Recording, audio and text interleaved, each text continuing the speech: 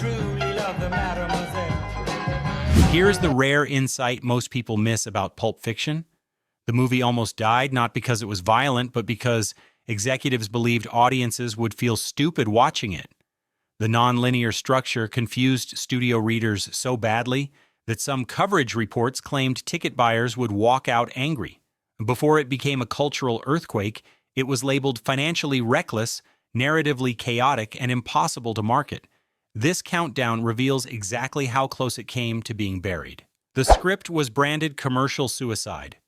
When early script coverage circulated through Hollywood, the reaction was harsh. Executives did not just dislike it, they believed it would actively repel mainstream audiences. The jumping timeline, the long philosophical conversations, and the abrupt tonal shifts were described as alienating. Studio readers warned that multiplex crowds would reject a crime movie that paused for debates about hamburgers and foot massages. The assumption was simple: crime films needed forward momentum, not digressions. The irony is that those digressions later became the heartbeat of the movie. But at the time, decision-makers saw risk, not innovation. For a mid-budget film in the early 1990s, that perception was dangerous. If financiers lose confidence before cameras roll, a project can quietly vanish. That almost happened here. TriStar backed out. Before Miramax fully committed, TriStar Pictures was involved in early development conversations. The company ultimately withdrew, citing concerns about content and marketability. The violence was intense, but the bigger fear was tone. Was it satire or straight crime? Was it comedy or exploitation? Studios prefer clarity because clarity sells. The ambiguity made executives nervous. Walking away protected them from potential controversy, but it also signaled to the industry that the film might be radioactive. When one studio exits, others hesitate. Momentum is fragile during pre-production. Losing a major backer can freeze financing overnight. That withdrawal made the project look unstable, and for a moment it seemed like it would collapse before production even began. Disney was uncomfortable with Miramax. At the time, Miramax operated under the corporate umbrella of Disney. That corporate relationship created tension. Executives at the parent company were uneasy about extreme profanity, drug use, and brutal violence. While Miramax specialized in edgy independent films, Disney was known for family entertainment. The contrast was stark. Internal conversations reportedly questioned whether releasing such material risked reputational damage. Although Disney allowed Miramax autonomy, the scrutiny added pressure. Corporate oversight can slow marketing approvals, limit promotional campaigns, and create hesitation about release scale. That uncertainty fed the narrative that the film might be more liability than asset. If the parent company loses confidence, distribution support can quietly shrink. John Travolta was seen as box office poison. Casting decisions worried investors. By 1993, John Travolta was not a bankable star. His blockbuster era from the late 70s had faded, and several projects underperformed. Financiers questioned building a risky film around an actor perceived as past his prime. From a studio standpoint, attaching a fading star to an unconventional script amplified risk. Casting often determines insurance rates, foreign sales estimates, and advanced distribution deals. If buyers doubt star power, financing gaps widen. The choice looked sentimental, not strategic. What executives did not predict was that the role of Vincent Vega would reignite Travolta's career. At the time, however, it looked like doubling down on uncertainty. The budget felt high for an indie crime film. An $8 million budget in the early 1990s was significant for a dialogue-heavy independent project. Studios were comfortable spending that amount on high-concept thrillers or recognizable franchises. This was neither. There were no car chases on a massive scale, no expensive visual effects, no established intellectual property, just talky scenes punctuated by sudden violence. Executives worried that without spectacle, the film would struggle internationally. Recouping costs depends on overseas markets and television licensing. If a film feels culturally specific, sales agents hesitate. The fear was simple. If domestic audiences rejected it, there would be no safety net. For a company balancing prestige and profit, that was a dangerous bet. The nonlinear structure confused executives. The fractured timeline was not just unusual, it actively alarmed decision makers. Executives reading early drafts struggled to follow the order of events. Characters died and then reappeared alive in later scenes. Stories intersected and then rewound. Studio logic favored clarity. Linear plots test well because they are easy to summarize in trailers and television spots. This script resisted summary. Marketing departments prefer a clean hook. Instead, they were handed overlapping narratives about hitmen boxers, gangsters, and a mysterious briefcase. Some insiders feared audiences would leave theaters arguing about what they had just seen rather than recommending it to friends. Confusion was considered box office poison. Today, the structure is praised as bold storytelling. Back then, it was treated as a structural defect. The dialogue was called self-indulgent, lengthy conversations about fast food, foot massages, television pilots, and divine intervention worried studio readers. Crime films traditionally move briskly. Here, scenes stretched beyond conventional pacing rules. Executives questioned whether viewers would tolerate criminals philosophizing instead of advancing the plot. Coverage notes suggested trimming monologues and tightening exchanges. The concern was not just runtime, it was rhythm. Long dialogue scenes reduce action beats, which can make a trailer feel slow. Some believed the script felt like an experimental stage play disguised as a crime movie. That perception threatened mainstream positioning. What critics later hailed as razor-sharp writing was initially labeled indulgent excess. The studio fear was that audiences would grow restless before the violence ever landed. The overdose scene terrified executives.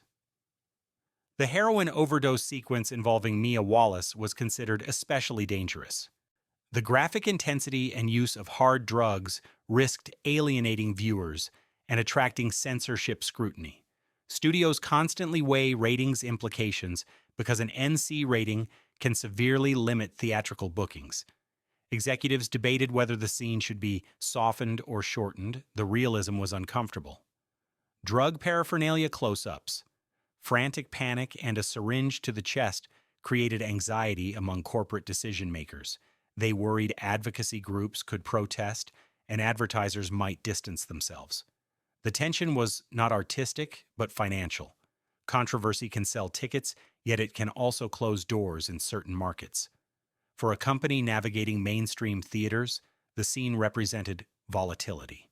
The GIMP scene raised red flags.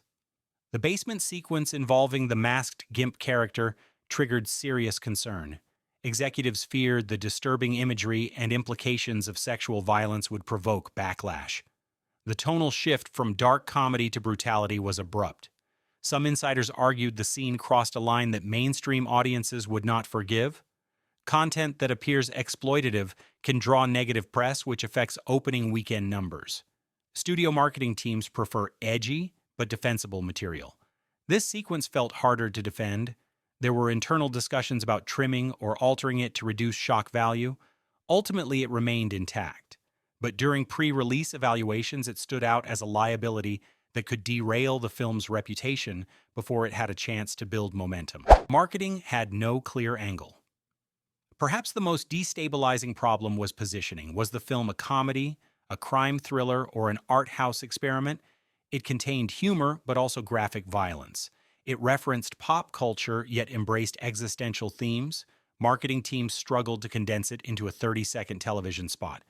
Without a clear genre label, theaters hesitate to allocate prime screens. Trailers tested the balance between quirk and menace.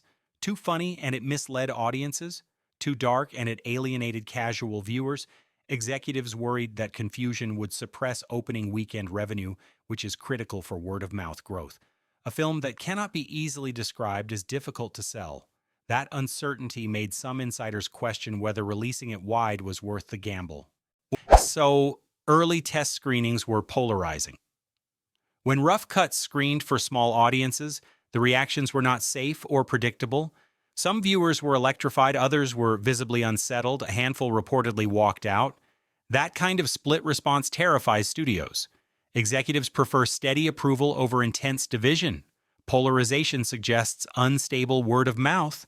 If half the audience loves a film, but the other half warns friends to stay away, opening weekend momentum can collapse. Internal reports described laughter and moments of brutality, which made some observers nervous about tonal confusion.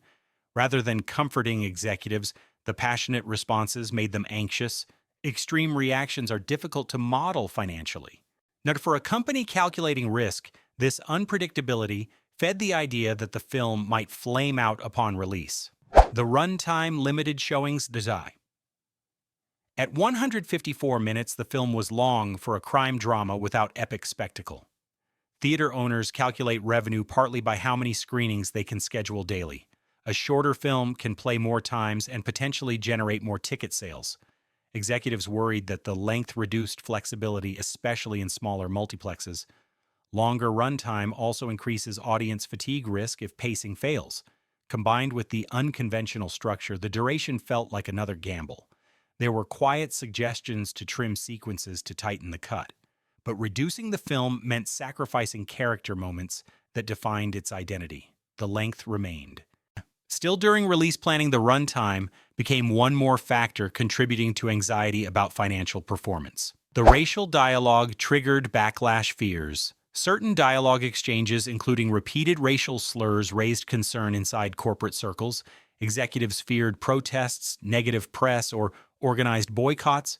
Controversial language can ignite media storms, especially when detached from clear moral framing. Studios often evaluate potential public relations fallout months before release. The fear was not simply outrage, but distraction. If headlines focus on offensive dialogue rather than craft the narrative shifts from artistic breakthrough to cultural controversy, that risk influences advertising partners, television appearances, and award campaigns. Some insiders reportedly questioned whether edits were necessary to avoid external pressure. Ultimately, the film retained its language, but during internal evaluations, the dialogue was flagged as combustible material that could ignite reputational damage at scale. The film defied genre expectations, Hollywood markets by category, action thriller, romantic comedy, horror. This film resisted simple classification. It blended crime noir, comedy satire, and philosophical reflection. That hybridity complicated distribution strategy. International buyers rely heavily on genre labels to estimate returns.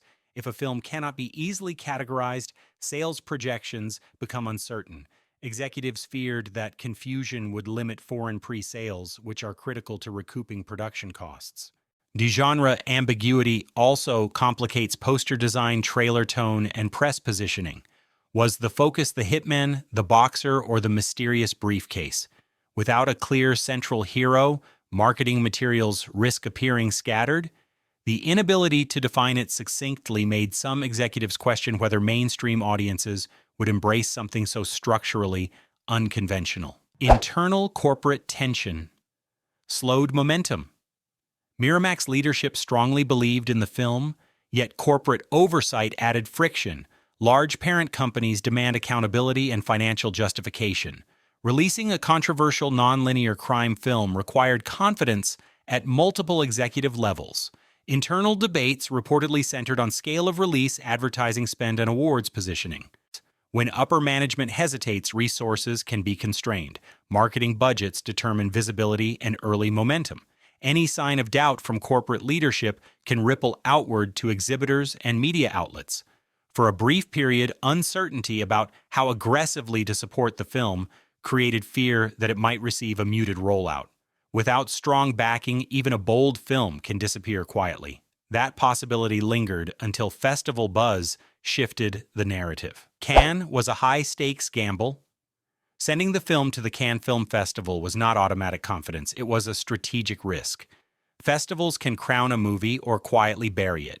If international critics rejected it, the damage would echo across distribution channels. Were some insiders worried that its violence and American pop culture references might not translate with European juries? A cold reception would reinforce domestic skepticism, but withholding it from Cannes also meant losing a chance at prestige validation. Miramax rolled the dice. The gamble worked. The premiere generated electric buzz, applause and debate filled the room. Yet before that moment, the decision felt dangerous. Betting a controversial film on festival reaction is a calculated leap. If it had stumbled on that stage, the studio might have reduced its theatrical ambitions dramatically. Executives considered a limited release burial. There were serious internal discussions about how wide the initial release should be. One option was to open quietly in select art house theaters. That approach protects a studio from catastrophic loss, but also limits breakout potential. A small rollout can signal lack of confidence. Exhibitors notice that signal. Press notices it too.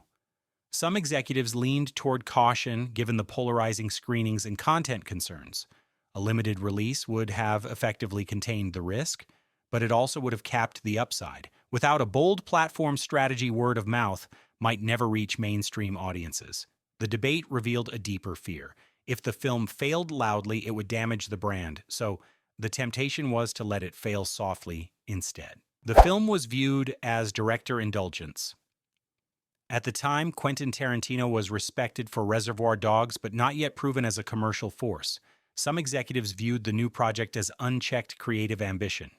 Multiple intersecting stories, extended dialogue, and tonal swings looked to them like a filmmaker testing limits rather than building a hit. Studios prefer predictability. Rising directors often face pressure to simplify follow-up projects. Here, simplification did not happen. That resistance fueled skepticism about whether audiences would embrace such a singular voice. Industry logic suggested that restraint equals accessibility. Instead, the film doubled down on personality. For executives balancing spreadsheets that boldness resembled recklessness, they questioned whether artistic confidence was overshadowing market awareness. Retailers and advertisers were hesitant. Violence, drug use, and explicit language complicate ancillary revenue streams. Retail partners, television advertisers, and international broadcasters evaluate content carefully. Concerns surfaced about how aggressively television networks would later license the film given its intensity. Edited versions risked losing narrative coherence. Home video chains in some regions were cautious about stocking highly controversial titles. If ancillary markets weaken, profitability projections shift. Studios calculate lifetime value, not just theatrical gross. Any hesitation from downstream partners amplifies executive anxiety. The film's edge was its identity, but also its risk. That tension fueled fears that even if it performed decently in theaters, long-term returns might underdeliver compared to safer genre fare. It took the Palme d'Or to silence doubt. Everything changed at Cannes. Winning the Palme d'Or reframed the narrative instantly. What had been labeled chaotic became visionary. What seemed commercially risky became culturally urgent. Prestige alters perception inside corporate halls. Awards buzz strengthens marketing campaigns, legitimizes controversy, and reassures exhibitors. Suddenly, the same non-linear structure once criticized was hailed as innovative storytelling. The victory provided protective armor against internal doubt. Executives who had hesitated gained a powerful talking point. The film transitioned from potential liability to prestige asset. Without that win, the release strategy might have remained cautious. With it, momentum became unstoppable. The award did not create quality, it created confidence. And in Hollywood, confidence can determine survival. Bonus fact: the briefcase was a metaphor for the gamble. The glowing briefcase became the film's most famous mystery, yet behind the scenes it symbolized something real. No one could fully explain why the project would work. It simply radiated belief from its creators. Executives could not quantify that glow in spreadsheets. Investors could not measure it with data. Like the contents of the case, its value was intangible yet magnetic. The studio feared emptiness. Instead, it discovered something luminous. The mystery of that gamble mirrors the film's journey from skepticism to legend. Before it reshaped cinema, this film nearly collapsed under doubt, confusion, and corporate fear. Studios calculate risk. Art defies calculation. The lesson is simple. Sometimes the project that scares executives the most is the one that changes everything, and sometimes the only difference between failure and legacy is the courage to release it.